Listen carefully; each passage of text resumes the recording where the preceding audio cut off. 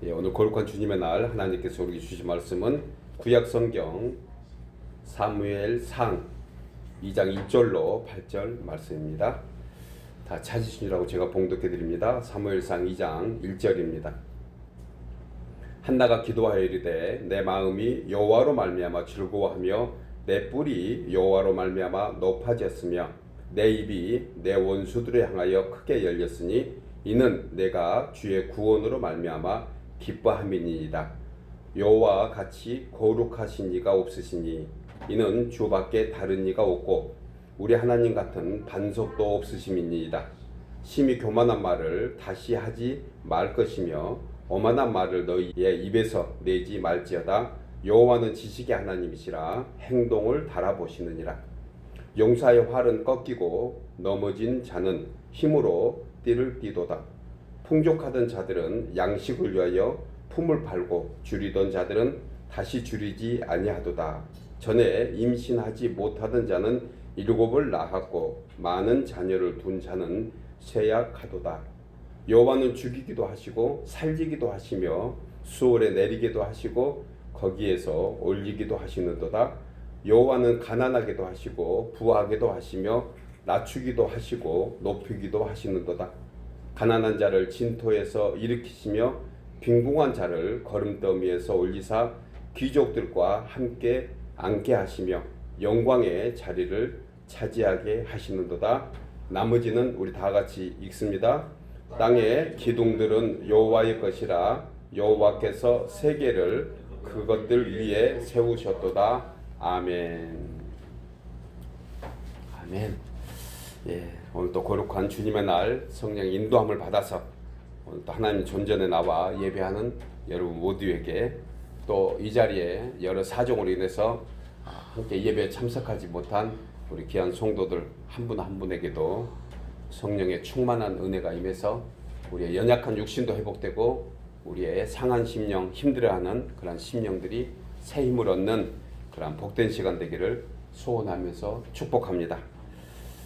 미국 달라스 신학교 총장이었던 찰스 스윈돌의 저서 중에 하나님이 택한 사람들 이런 책에 보면은 광야는 자기를 발견하는 학교다 이런 내용이 나옵니다. 광야는 자기를 발견하는 학교다. 그곳에서 하나님은 우리 자신이 누구라는 것과 또한 하나님과의 관계에 대해서 가르쳐 주신다는 것입니다. 그렇습니다. 하나님의 택함을 받은 백성이라면 누구나 할 것 없이 반드시 걸쳐야 하는 그런 과정이 있는데 이 과정이 바로 광야입니다. 이곳은 좀 특별한 학교인데 누구나 들어갈 수 있는 곳도 또 자기 마음대로 나올 수 있는 곳도 아닙니다. 이곳에서는 하나님이 누구시며 자신이 누구인가를 배우고 깨닫게 합니다. 그래서 광야는 제약된 본성의 자아 또 교만을 버리게 하고 나를 부르신 하나님의 뜻이 무엇인지 1대1로 만나주시는, 그래서 그것을 만남을 통해서 그 영혼이 거듭나고 새롭게 변화를 받게 합니다. 그 과정이 끝나면 그 다음 여정인 가나안으로 보내지게 되는 것입니다. 사실 이 과정이 없이 하나님의 자녀로 살아가는 사람은 아무도 없다는 사실입니다. 다윗에게는 광야의 교훈이 있었기에 무너지지 않고 하나님 마음에 합한 자가 되었습니다. 그래서 그는 이 광야 학교에서 주의 율례를 배웠다고 했습니다. 그러나 사울 왕과 솔로몬은 이 광야가 없었습니다. 그 결과 저들은 쉽게 무너졌던 것을 우리는 성경을 통해서 보게 됩니다. 그런데 여러분, 이 광야 학교는 졸업이 없습니다. 졸업이 없어요. 개인의 믿음에 따라서 정기적으로 입소하고 또 수료하는, 퇴소하는 그런 과정만 있을 뿐입니다. 초등학교에게는 초등학교 수준으로, 대학생에게는 대학생 수준으로, 어른이 되면 어른으로서 걸쳐야 하는 과정, 이것이 광야 학교입니다. 적절하게 수준에 맞도록 그곳에서는 우리에게 훈련하시고 교육해 주는 것입니다. 신앙에 따라서, 직분에 따라서, 연륜에 따라서 더더구나 기간도 일정하지가 않는다는 사실 우리는 생각할 수 있습니다. 누구에게는 하루일 수도 있습니다. 어떤 사람에게는 1년이 되기도 합니다. 혹은 40년, 어떤 사람에게는 평생 광야에서 지내는 사람들도 있을 것입니다. 그러나 분명한 사실은 믿음의 선진들에게 그랬듯이 하나님은 이 광야 학교를 통해서 우리 자신을 정금 같은 그러한 믿음의 존재로 만들어 주시는 줄 믿습니다. 오늘 본문에 나오는 한나가 그랬습니다. 이스라엘의 새 역사를 이루게 하는, 그래서 이스라엘의 초석을 다듬어 주는 사무엘 선지자를 출생하기 위해서 한나를 광야 학교로 입학시켰습니다. 주의 율례를 배우게 했습니다. 그러나 그 과정은 비참하고 참으로 참혹했을 정도입니다. 오늘날 표현으로 잉태하지 못한 여자는 사실 그 당시에 유대 사회에서는 사람으로 취급하지 않을 정도로 그렇게 핍박을 받았던 사회입니다. 이 여인이 하나님의 은혜로 잉태하지 못했습니다. 하나님께서 잉태하지 못하도록 하셨다는 것이에요. 이 서름은 정말 말로 다 형용할 수 없는 그러한 광야 학교였습니다. 이 한나의 고통을 1장에서는 이렇게 말합니다. 그가 울고 먹지 아니하니. 한나의 마음이 괴로워서 통곡하며 애통에 기도하는 것밖에 아무것도 하는 것이 없었습니다.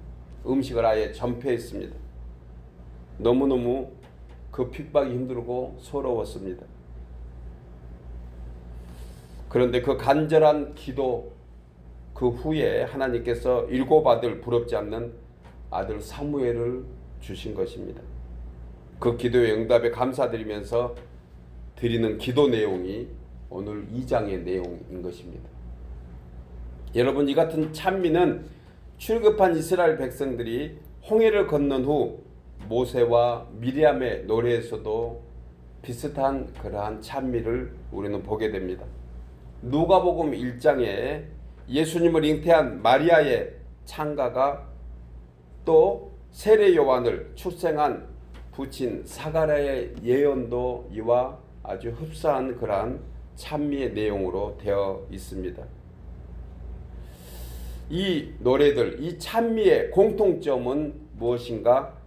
하나님의 위대하심과 우리를 향하신 구원의 은총을 감격하는 것입니다.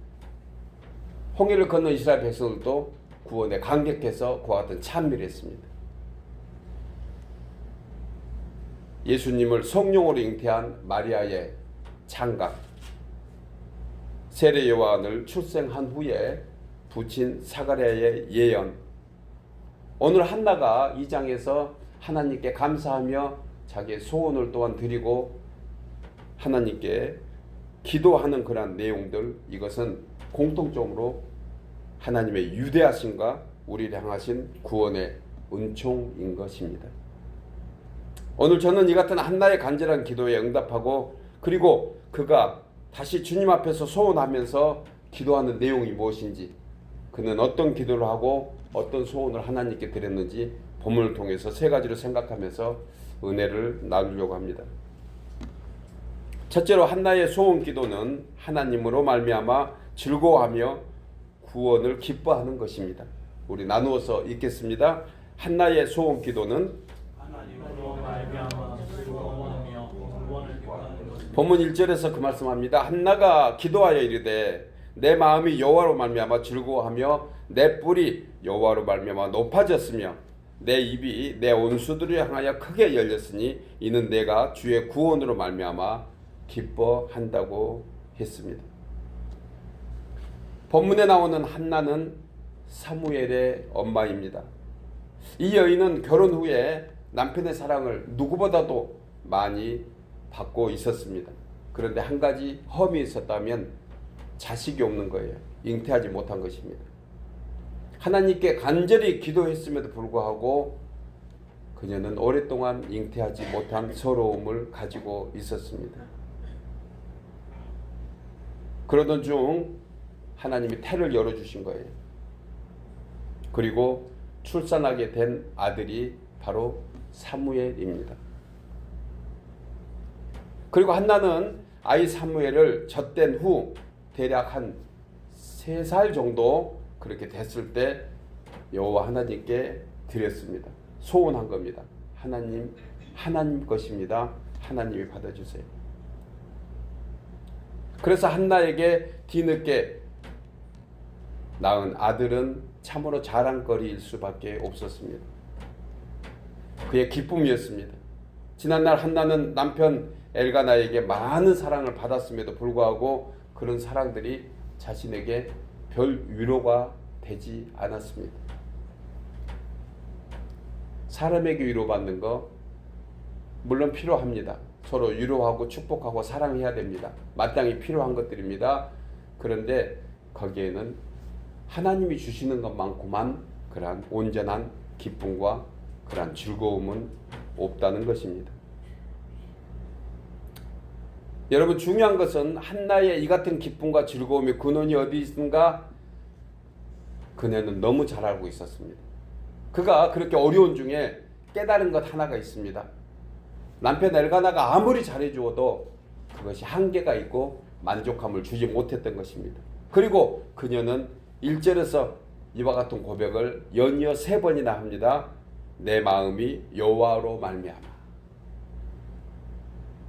여호와로 말미암아 즐거워하며 내 뿔이 여호와로 말미암아 높아졌으며. 성경의 뿔은 그의 존재를 얘기합니다. 그의 의지를 얘기해요. 우리의 의지는 어디서 올까요? 우리의 의지는 외부에서 오지 않습니다. 내 안에 계신 여호와 하나님으로 말미암은 것입니다. 내 입이 내 원수들을 향하여 크게 열렸다고 했습니다. 이것은 내 입이 내 원수들을 향하여 여호와로 말미암아 크게 열렸다, 이렇게 고백한 것을 보게 됩니다. 한나는 여호와로 말미암아 자신의 환경과 어떤 처지에서 자기가 높아지고 그리고 자기 자신의 마음에 즐거움이 생긴 것을 고백하는 것 보게 됩니다. 이 말은 히브리권의 문화적 표현인데 자신에게 베풀어진 여호와 하나님의 은혜를 벽찬 감격으로 찬양하는 것입니다. 여호와로 말미암아, 이것은 가장 하나님을 경외하며 높여드리는 찬양인 것이에요. 여러분, 힘들고 어려울 때 우리는 이와 같은 노래가 우리 마음속 깊은 곳에서 진정으로 나오기를 주의 이름으로 축복합니다. 여호와로 말미암아. 인생의 참된 기쁨과 즐거움의 원천은 여호와 하나님으로 말미암은 것을 우리는 기억해야 합니다. 이 기쁨과 감격만이 우리에게 영원한 줄 믿습니다. 여러분, 이 세상의 어떤 기쁨과 즐거움은 사실 지내고 보면 다 일시적입니다. 다 순간적인 것이에요. 지속적인 만족을 결코 갖지 못합니다. 그래서 사람들은 더 나은 즐거움과 행복이 없나 오늘도 찾고 다니고 헤매는 것을 보게 됩니다. 오늘날 부자라는 사람들이 우리보다 더 행복할까요? 겉으로는 그렇게 보일 수 있습니다. 그러나 조금 생활은 넉넉하지 못하지만 하나님을 의지하는 성도 안에 더 기쁨과 즐거움이 있는 줄 믿으시기 바랍니다. 왜 그래요? 여호와로 말미암기 때문에 그렇습니다. 사람의 참된 행복은 세상의 것으로 영원히 만족함을 줄 수 없습니다. 하늘 아버지의 신령한 복으로 사는 성도만이 참 행복의 근원을 갖고 있는 것입니다. 이 내용을 본문 5절에서 전에 임신하지 못하던 자가 7을 낳았다고 했습니다. 전에 임신하지 못하던 자. 이 말씀의 뜻은 하나님께서 주신 것을 확신하는 한나에게 7 아들 부럽지 않는 축복이 있었음을 한나는 뒤늦게 알았습니다. 만약에 한나가 잉태하지 못한 서러움을 그의 대적자 브닌나에게 받을 때마다 그가 오히려 더 일찍 즐거워하고 기뻐할 수 있었던 그러한 것이 있었음에도 불구하고 그는 서러움에 복받쳐서 음식을 전폐할 정도였다고 얘기했습니다. 그가 좀 일찍 여호와로 말미암아 자신의 입장과 처지를 아시는 주님이 함께 하신다는 사실을 그가 일찍 알았더라면 오히려 그는 좀 더 일찍 평안한 그러한 여인이 되었을 것입니다.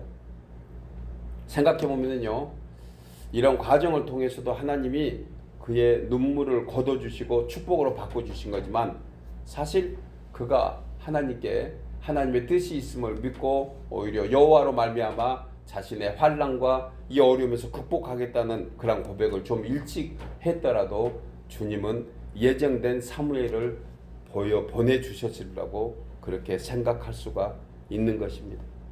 어찌됐든 한나의 그러한 어려운 처지를 주님이 아시고 그를 가장 높은 곳으로 세워주신 것이 바로 아들 사무엘을 주신 것이에요.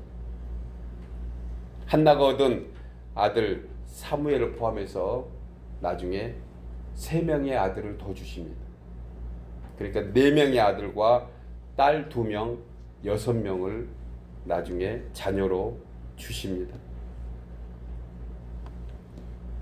말씀 속에 자식 10보다 귀한 아들은 사무엘 하나였습니다. 그 아들이 여호와로 말미암았기 때문에 그는 이루고 받을 부럽지 않는 그러한 축복을 받았다고 고백한 것을 보게 됩니다. 우리는 한나가 왜 나중에 뒤늦게 아들 셋과 딸 2를 더 얻게 되었는가? 아주 소중한 교훈 하나를 얻게 됩니다. 그것은 바로 한나에게 주신 그 귀한 아들 사무엘을 여호와의 전에 하나님께 맡겨 줬기 때문입니다. 여호와께 바친 아들, 그 아들을 통해서 하나님은 뒤늦게 3명의 아들과 딸 2를 더 주신 것을 보게 됩니다. 여러분, 우리에게 거저되는 그런 축복은 없습니다. 반드시 우리가 하나님께 또한 받은 은혜에 감사하며 보답하는 그런 믿음이 있어야 되는 것입니다. 우리에게 거저 주신 그런 은혜는 참으로 많습니다. 그러나 그보다 은혜 위에 은혜로 주신 은혜는 우리에게 또한 우리의 헌신을 통해서 주신다는 사실을 잊지 말아야 합니다. 뒤늦게 얻은 독자 아들 사무엘을 하나님께 드린 헌신의 소원을 보시고 하나님께서 그것으로 보답해 주시는 것을 보게 됩니다. 여러분, 이처럼 하나님께서 베풀어 주신 은혜는 이 세상의 그 어떤 것보다 귀하고 소중한 것입니다.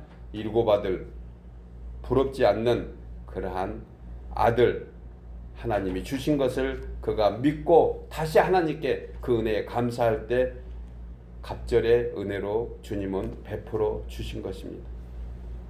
여호와로 말미암아. 여러분, 여호와로 말미암아 또한 즐거워했던 선지자 우리는 잘 압니다. 하박국 선지자입니다. 하박국 3장 18절에 나는 여호와를 인하여 여호와로 말미암아 즐거워하며 나의 구원의 하나님을 인하여 기뻐한다고 했습니다. 오늘 한나가 고백하는 것과 똑같은 고백을 하박국 선지자가 하고 있습니다. 그런데 한나와 하박국 선지자의 조금 차이가 있습니다. 한나에게는 하나님께 기도한 소원이 응답되었기에 여호와로 인하여 이런 고백을 하지만 사실 하박국에게는 그렇지 않았습니다. 하박국 3장 17절에 보면 사실 세상적인 기준으로 하박국이 기뻐하고 즐거워할 조건을 전혀 찾아볼 수가 없기 때문입니다.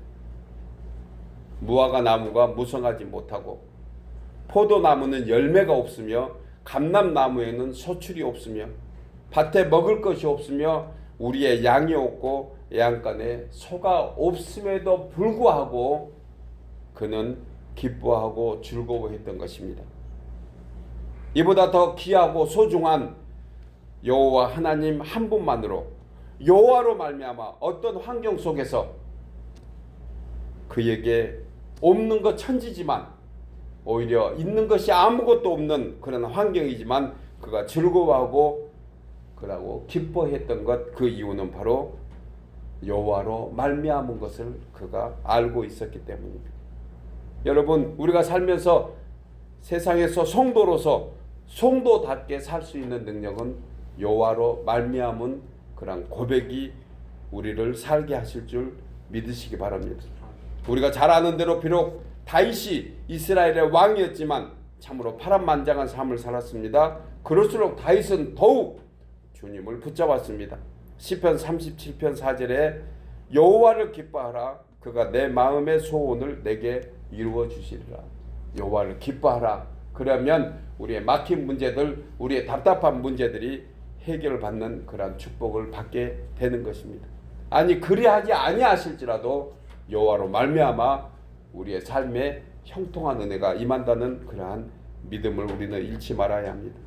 하박국 선지자, 그는 비록 현실이 넉넉하지 못하고 자신의 뜻대로 되지 않는다 하더라도 여호와로 말미암아 즐거워하며 다윗과 같이 여호와를 기뻐할 때 세상의 어떤 환난 속에서도 그가 승리하는 삶을 살게 된 줄 믿으시기 바랍니다. 사랑하는 여러분, 세상의 그 무엇보다 우리는 목자 되시는 예수 그리스도 여호와 하나님 그 한 분만으로 즐거워하며 그 구원의 은총에 감사하는, 그래서 구원을 더욱더 기뻐하는 우리 모두 되기를 주의 이름으로 축복합니다.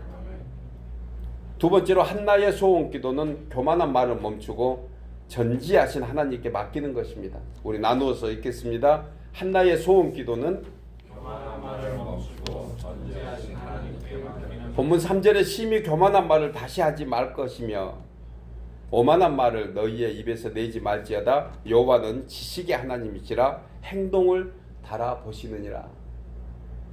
본문에서 교만한 말과 오만한 말은 사실 같은 뜻을 갖고 있습니다. 여기서 이처럼 두 단어를 반복해서 사용하는 것은 의미를 강조하기 위한 그런 뜻을 가지고 있습니다. 교만한 말 그리고 오만한 말은 사실 한나가 당했던 것을 고백한 거예요. 한나가 누구에게 당했나요? 그러니까 분인나라는 사실 첩이죠. 그러니까 정식 부인이 아닙니다. 이 분인나가 그 엘가나의 은혜를 입어서 자식을 낳고, 그리고 이 분인나는 한나를 조롱하듯이 계속해서 힘들게 하는, 어렵게 하는 그러한 오만한 말과 교만한 말들을 했던 것입니다. 이 말을 하나님이 들으신 거예요.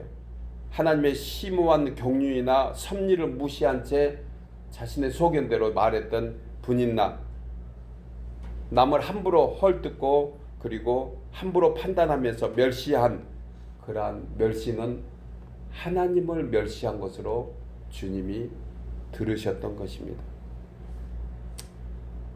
본절에서 하나님은 행동을 달아보신다 했습니다. 이 말은 모든 것을 아시는 전지하신 하나님은 인간의 어떤 행동과 생각의 내면까지도, 그리고 우리가 하는 모든 말과 행동을 달아보신다는 것이에요. 여러분, 하나님 앞에 교만한 행동으로 죽임을 당한 왕이 있습니다. 행동을 달아보셨던 거예요, 하나님께서. 다니엘 시대에 벨사살 왕입니다. 그는 자신을 하나님의 주제보다, 하나님보다 더 자신을 높이고 성전의 그릇을 술 마시는 도구로 썼습니다. 뿐만 아니고 성전의 모든 도구들, 그런 것들을 다 녹여서 우상을 만드는 큰 범죄를 했습니다.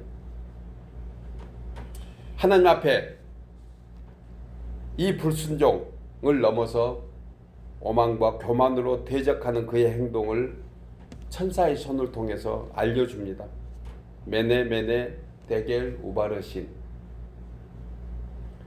다니엘 5장 20절에 데겔은 왕을 저울에 달아보니 부족함이 보였다고 그렇게 다니엘이 왕에게 얘기합니다. 메네 메네 데겔 우바르신. 왕이여 저울에 달아보니 당신은 정량 미달이라고 합니다. 이 한마디로 벨사살 왕은 그날 밤에 죽임을 당하게 됩니다. 여러분, 하나님은 모든 것을 아시는 분입니다. 인생들의 모든 생각을 아시고 또 일상에서 하는 말을 들으시고 작은 행실까지도 우리를 저울에 달아보시는 하나님이십니다. 그래서 하나님을 우리는 전지전능하시다고 고백하는 것입니다. 우리에게 좋은 의미의 전지전능이시지만 또한 우리의 연약한, 우리의 부족한 믿음을 때로는 하나님의 기준으로 바라보신다는 사실을 생각하면 우리가 두렵지 않을 수가 없습니다. 다윗은 시편 59편 12절에서 그들의 입술의 말은 곧 그들의 입의 죄라. 그들이 말하는 저주와 거짓말로 말미암아 그들이 그 거만한 중에서 사로잡히게 하소서. 다윗을 힘들게 했던, 다윗을 핍박하고 저주하고 조롱했던 그러한 사람들에 대한 다윗의 어떠한 호소인 것입니다. 하나님은 저주하면서 거짓말하고 교만한 사람을 결코 가만히 두지 않는 하나님이신 것을 우리는 생각해야 합니다. 여러분, 우리의 말과 행실이 은혜를 뺀 하나님의 공정의 저울 위에 올려진다면 과연 그 무게가 얼마나 될까요? 아마 저울에 오르기까지 두려운 우리의 마음일 것입니다. 감사하게도 우리에게는 부족하고 연약하나만 믿음이 있어서 그 은혜의 무게로 우리에게는 요단강 물에 휩쓸리지 않는 은혜를 베풀어 주고 계시는 것입니다. 은혜가 빠지면 아무것도 아닙니다. 사실 한나가 잉태하지 못할 때 분인나의 말과 행동은 한나에게 괴로움을 더했습니다. 사무엘상 1장 6절에 여호와께서 그에게 임신하지 못하게 하심으로 그의 적수인 분인나가 그를 심히 격분하게 하여 괴롭게 하더라고 했습니다.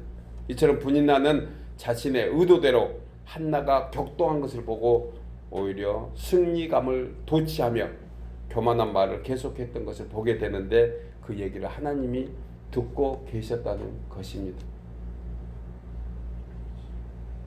그러나 전지하신 하나님께서 분인나의 그러한 사악한 말과 교만한 그러한 속의 행동을 아시고 공의하심과 진리에 따라 그녀를 판단하셨던 것을 우리는 오늘 말씀을 통해서 보게 됩니다. 만약 분인나가 잉태하지 못해서 힘들어하는 한나에게 긍휼과 자비로 위로하면서 은혜를 베풀었다면 하나님께서 분인나에게도 더 큰 복을 주셨을 것입니다. 우리의 작은 말 한마디, 우리의 사소한 행동 하나가 우리 주님이 우리를 지켜보고 계신다는 사실을 우리는 잊지 말아야 합니다. 여러분, 그러나 한나는 이처럼 분인나와 관계에서 자신이 겪었던 괴로움과 서러움을 교훈 삼아서 그는 전지전능하신 하나님 앞에 더욱더 의지하고 그리고 자신이 앞으로는 축복의 말, 위로의 말, 사랑의 말을 하겠다는 다짐을 그가 스스로 했던 것입니다. 바울은 골로새서 3장 23절에서 무슨 일을 하든지 마음을 다하여 죽게 하듯 하고 사람에게 하듯 하지 말라고 했습니다. 여러분, 무슨 말을 하든지 죽게 하듯이 하는 저희들 되기를 같이 한번 소원합니다. 무슨 생각을 하든 주님 앞에서 한다는 생각을 우리가 갖게 된다면 하나님께서 그 모든 것을 보시고 우리에게 합당한 은혜로 인도해 주시는 것입니다. 사랑하는 여러분, 우리의 작은 신음까지도 들으시고 행동을 보시고 공의로 판단하시는 전지하신 하나님 앞에서 사는 우리는 한마디 말과 사소한 행실조차도 저울에 달아보시는 하나님을 두려워하며 경외하는 믿음을 가져서 하나님께 더 복을 받는, 더 은혜를 받는 우리 모두 되기를 주의 이름으로 축복합니다.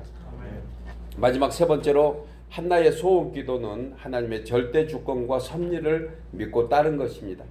나누어서 읽겠습니다. 한나의 소원 기도는 하나님의 절대 주권과 섭리를 믿고 따르는 것입니다. 본문 6절 이하에 보면 하나님의 절대 주권에 관하여 우리 장로님도 기도하실 때 이 말씀을 인용하셨는데 여호와는 죽이기도 하시고 살리기도 하시며 수월에 내리기도 하시고 거기에서 올리기도 하시는도다.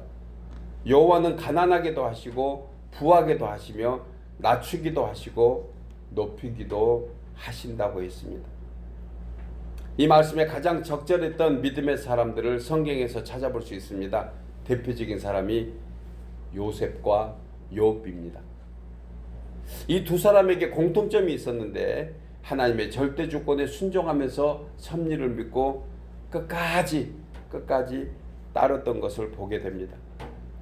요셉은 아버지의 사랑을 받고 누구보다 귀한 아들로 살았지만 형들의 시기에 결국 종으로 팔려갔습니다. 보디발의 집에서 종으로 지내면서 안정된 생활을 하는가 싶었는데 보디발의 아내의 음모로 인해서 감옥까지 가게 됩니다. 그 누구보다 사랑받는 아들에게 종으로 그리고 종에서 죄수로 감옥까지 가게 된 요셉을 보면 자신의 잘못도 누구의 잘못도 아닌 하나님의 특별한 섭리가 있음을 우리는 분명히 보게 됩니다. 선한 사람에게 이 세상은 가만히 두지 않습니다. 하나님을 믿고 하나님을 의지하는 사람에게 더욱더 핍박이 있고 더욱더 환난을 당하게 되는 것, 오늘 말씀을 통해서 우리는 다시 한번 요셉을 통해서 알게 되는 것입니다. 그 핍박의 끝이 무엇입니까? 그 환난의 끝이 무엇입니까? 그것은 하나님께서 더 귀하게, 존귀하게, 위대하게 믿음 가운데 세워주시는 하나님이신 줄 믿으시기 바랍니다. 그것은 하나님의 절대 주권과 섭리를 믿는 사람에게만 보여지는 역사입니다. 만약 요셉에게 이런 믿음이 없었다면 그는 억울한 누명 속에서 원망하며 절망할 것밖에 없었을 것입니다. 오히려 사람과의 관계에서 더 불편한 문제로 그는 어찌 보면 영원히 감옥에서 죽게 되는 그런 상황에 놓였을 것입니다. 그런데 요셉은 어떤 환경과 어려움 속에서도 억울한 누명 속에서도 그는 하나님의 절대 주권과 섭리를 믿고 따름으로 결국은 총리가 되는 그런 놀라운 축복을 받았던 것을 우리는 보게 됩니다. 여러분, 결국 하나님은 때가 되면 요셉을 당시 최강의 애굽의 총리로 세워준 것처럼 우리는 다시 한번 하나님께서 우리에게도 그와 같이 하고 계신다는 사실을 끝까지 믿는 저와 여러분 되기를 바랍니다. 창세기 50장 20절에 요셉은 하나님은 그것을 손으로 바꾸사 오늘날 같이 많은 백성의 생명을 구원했다고 있습니다. 우리가 하나님의 절대 주권에 순종하며 그 절대 주권을 믿고 나갈 때 우리의 가정도 그리고 우리의 교회도 우리의 주위에 있는 많은 사람들이 하나님 앞에서 복을 받는 계기가 되는 것입니다. 많은 백성의 생명을 구원하시고자. 우리가 지금 어렵고 힘듭니까? 그것에도 하나님의 뜻이 있으실 것입니다. 분명히 있는 줄 우리는 믿습니다. 또한 욥은 자신의 전 재산은 물론 10명의 자녀들 모두가 원인을 알 수 없는 사고로 죽게 되는 고통을 당하기까지 하나님의 절대 주권과 하나님에게 순종하는 것을 보게 됩니다. 사랑하는 아내는 자신을 저주하고 떠났고 절친인 친구들은 3명이나 몰려와서 그를 위로하기는커녕 정죄하고 책망했던 그러한 어려움이 욥에게 있었지만 욥은 하나님의 절대 주권과 섭리에는 결국 믿음을 내려놓지 않았습니다. 이처럼 하나님의 주권과 섭리를 믿었던 욥은 욥기 42장에서 주께서는 못하실 일이 없사오며 모든 계획이든지 못 이룰 것이 없는 줄을 아오니 내가 주께 대하여 귀로 듣기만 하였사오나 이제 눈으로 주를 배움나이다 고백한 것을 보게 됩니다. 여러분, 어렵고 힘든 과정이 지나면 하나님을 우리는 눈으로 볼 수 있는 믿음이 우리에게 분명히 더해질 줄 믿습니다. 하나님을 귀로만 듣던 신앙에서 이 모든 어려움 속에서 하나님을 믿고 끝까지 신뢰했더니 하나님께서 그에게 더 많은 것으로 주신 것입니다. 욥의 결국이 어떻습니까? 욥기 42장 10절에서 여호와께서는 욥의 공경을 돌이키시고 여호와께서 욥에게 이전 모든 소유보다 갑절이나 더하여 주시느라. 우리의 삶에 이와 같은 은혜가 있기를 소원합니다. 그러기 위해서는 우리가 하나님의 절대 주권과 섭리에 순종하며 믿고 의지해야 하는 것입니다. 사도 바울은 이같이 하나님의 주권과 섭리에 순종하는 주의 자녀들에 대한 고백을 이렇게 얘기합니다. 로마서 8장 28절에서 우리가 알거니와 하나님을 사랑하는 자 곧 그의 뜻대로 부르심을 입은 자들에게는 모든 것이 합력하여 선을 이루느니라. 아멘. 모든 것이 합력하여 모든 것, 모든 좋은 것과 어려운 것과 환난과 모든 핍박까지도 합력해서 선을 이루시는 하나님. 이 하나님은 우리의 하나님이십니다. 여러분, 사람이 살다 보면 정말 뜻하지 않는 어려움을 당하게 됩니다. 최근 정치, 경제, 사회는 물론이고 지구 온난화로 인해서 우리 지역 오늘 이 필라델피아도 100도에 가까운 온도를 맞이하고 있는 것입니다. 전 지구촌이 우리 장로님 기도하신 대로 그야말로 아주 불난리이고 물난리이고 환난뿐입니다. 그렇지만 우리는 결국 어떤 현실 앞에서도 두려워하거나 좌절에 빠져서는 안 되는 것입니다. 왜냐하면 이 모든 일에 하나님의 주권과 섭리가 있기 때문입니다. 믿으시기 바랍니다. 여러분, 지금 성도된 우리가 할 수 있는 것은 기도뿐입니다. 하나님을 소망하는 그러한 간절한 소원, 하나님 이 어려움 속에서 우리를 구원해 주세요. 하나님의 은혜만이 우리에게 이 어려운 지경을 극복할 수 있습니다. 하나님께 맡기고 더욱 의지하는 것입니다. 그래서 다윗은 전능하신 여호와께 맡기라 그가 돌보신다고 했습니다. 전도서 7장 13절에 하나님께서 행하시는 일을 보라. 하나님께서 굽게 하신 것을 누가 능히 곧게 하겠느냐. 형통한 날에는 기뻐하며 공고한 날에는 돌아보아라. 이 두 가지를 하나님이 병행하게 하사 사람이 그의 장래 일을 능히 헤아려 알지 못하게 하셨다고 했습니다. 우리에게 형통한 날도 있었습니다. 그러나 공고한 날도 또한 생깁니다. 여러분, 사람이 살다 보면 어떻게 좋은 날만 있겠습니까? 어떻게 좋은 일만 생기겠습니까? 자연에도 사계절이 있고 밤낮이 있듯이 삶의 여정에서도 웃을 일이 있었으면 힘든 일도 어려운 일도 우리에게 닥치게 되는 것 생각해야 합니다. 중요한 것은 이런 모든 일의 주권은 오직 하나님께 있다는 사실입니다. 성도에게는 더더구나 그렇습니다. 성도는 하나님께서 책임져 주시겠다고 약속받은 그러한 자녀인 줄 믿고 그 섭리를 따르며 순종해야 합니다. 사랑하는 여러분, 하나님의 주권을 믿는 성도된 우리는 두려움이 없습니다. 답답한 일을 당하여도 하나님의 섭리 안에서 믿고 있는 자에게는 낙심만 하지 않습니다. 고린도서 4장 8절 말씀과 같이 우리가 사방으로 우겨싸움을 당하여도 쌓이지 아니하며 답답하지 아니한다고 했습니다. 오히려 여호와 하나님을 찬양하면서 여호와로 말미암아 우리를 더 높여주시고 우리에게 가장 좋은 곳으로 주시는 그러한 하나님을 찬양하며 감사함으로 이 어려운 때를 믿음으로 극복하는 우리 모두 되기를 주의 이름으로 축복합니다.